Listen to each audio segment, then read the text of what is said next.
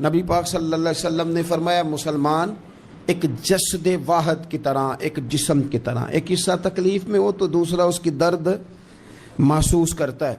انسان کے وجود کے اندر سب سے قیمتی اس کا دماغ ہوتا ہے، اسی سے سوچتا ہے، اسی سے وہ عمل کرتا ہے، اسی سے منصوبہ بندی کرتا ہے، اسی سے وہ مومن ہوتا ہے، اسی سے معاذ اللہ کافر ہوتا ہے۔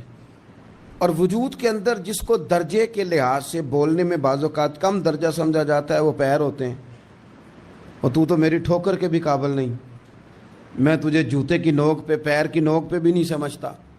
ہم یہ کہتے ہیں محاورتاً کہ تو پیروں کے قابل بھی نہیں، یعنی سب سے اعلیٰ درجہ دماغ کو دیا، دل کو دیا، اور سب سے ہلکا درجہ پاؤں کو دیا۔ لیکن مجھے بتلائیے گا، اگر کبھی پاؤں کی سب سے چھوٹی انگلی، چھنگلیا، چیچی، اس پہ اگر کبھی زخم لگ جائے تو جسم کا سب سے اعلیٰ حصہ دماغ ہے، دماغ نے کبھی یہ کہا ہے کہ چھوڑو یہ تو سب سے نچلا درجہ ہے، نہیں جانا ڈاکٹر کے پاس، اتنا ٹائم کہاں ہے، رہنے دو، چھوٹی سی تو انگلی ہے، خیر ہے، ایسا کبھی ہوا ہے؟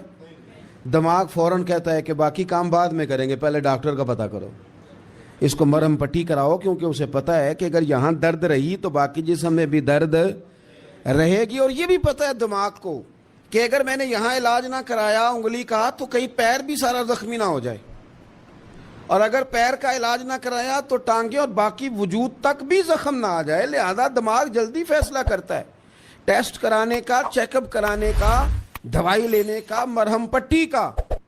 اور میرے بھائی مسلمان ایک وجود کی طرح ہے۔ یہ تو ہو سکتا ہے کچھ مسلمان ملک غریب ہوں اور کچھ کے پاس تیل کے کنویں ہوں، کچھ کے پاس سونے کے پہاڑ ہوں، یہ تو ہو سکتا ہے کہ بعض اوقات یہ وہ سمجھ لیں کہ ہم اعلیٰ درجے کے ہیں، لیکن یہ یاد رکھیں اگر ایک جسم کی طرح ہیں، سوچتے ہیں اور ہیں، کیونکہ نبی پاک نے فرمایا ہے، اگر اس طرح سوچتے ہیں تو پھر میرا خیال ہے کہ جس طرح تیل کے کنویں والے کو اپنی درد ہوتی ہے نا، سونے کے پہاڑوں والے ملک کو جس طرح اپنی درد ہوتی ہے نا، اس طرح اسے کسی کو بھیکارت کی نظر سے دیکھنا نہیں چاہیے، چونکہ جسد واحد ہے۔ اور جسد واحد میں اگر کوئی درجہ بڑا بھی رکھتا ہو کہ جناب ہمارے پاس ایک بڑی جگہ ہے، متبرک جگہ ہے، ہم بڑے ہیں، تو آپ بڑے ہیں، لیکن بڑا دماغی یہ فیصلہ کرتا ہے کہ بھائی وہ چھوٹا سا پیر کا حصہ زخمی ہے، جلدی کرو، علاج کراؤ، لیکن بڑے دماغ والا کہے کہ میرا گھر تو محفوظ ہے۔ معراج کی بات کرنے کا تو اب وقت آیا ہے، اس لیے کہ معراج کا سارا واقعہ تو مسجد اقصیٰ کے گرد گھومتا ہے۔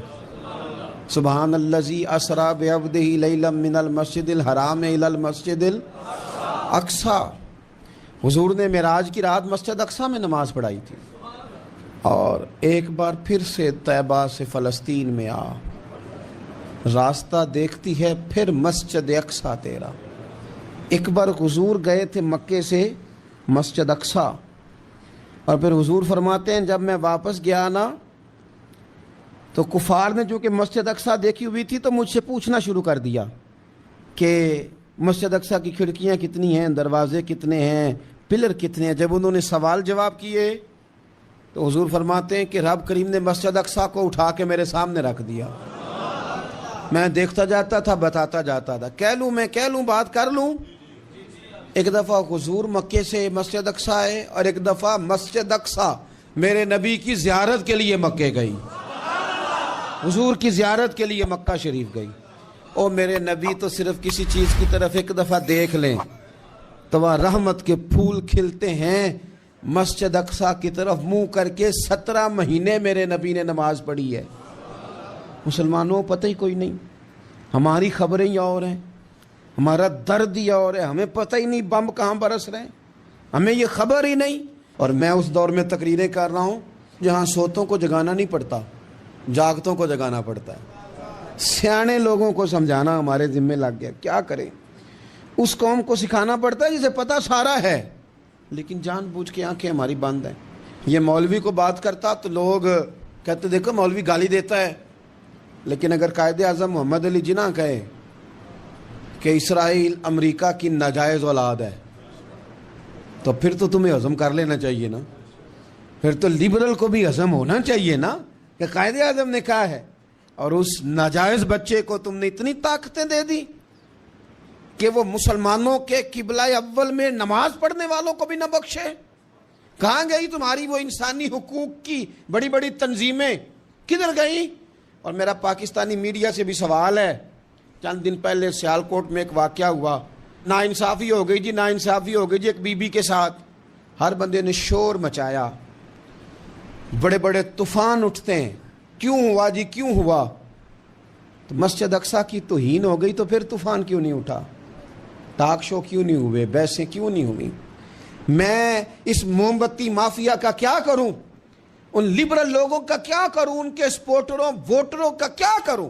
ان سیاسی جماعتوں کے کارکنوں کو کیا نام دوں کہ جو ان فضول بحثوں میں تو وقت ضائع کرتے ہیں، اور وہ مسجد اقصیٰ جس کے بارے میں میرے نبی پاک صلی اللہ علیہ وسلم سے ایک صحابیہ نے پوچھا تھا، یا رسول اللہ مسجد اقصیٰ میں نماز پڑھنا کتنا کو بہتر ہے باقی نمازوں کے مقابلے میں؟ تو حضور نے فرمایا 1000 گنا بہتر ہے۔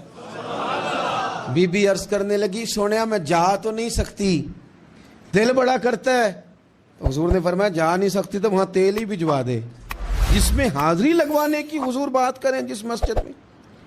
اور نبی پاک علیہ السلام نے فرمایا خاص کر کے سفر کرنا ہوا تو 3 مسجدوں کے لیے کرنا، ایک مسجد حرام بیت اللہ کے لیے، ایک مسجد نبوی کے لیے، اور تیسرا مسجد اقصیٰ کے لیے۔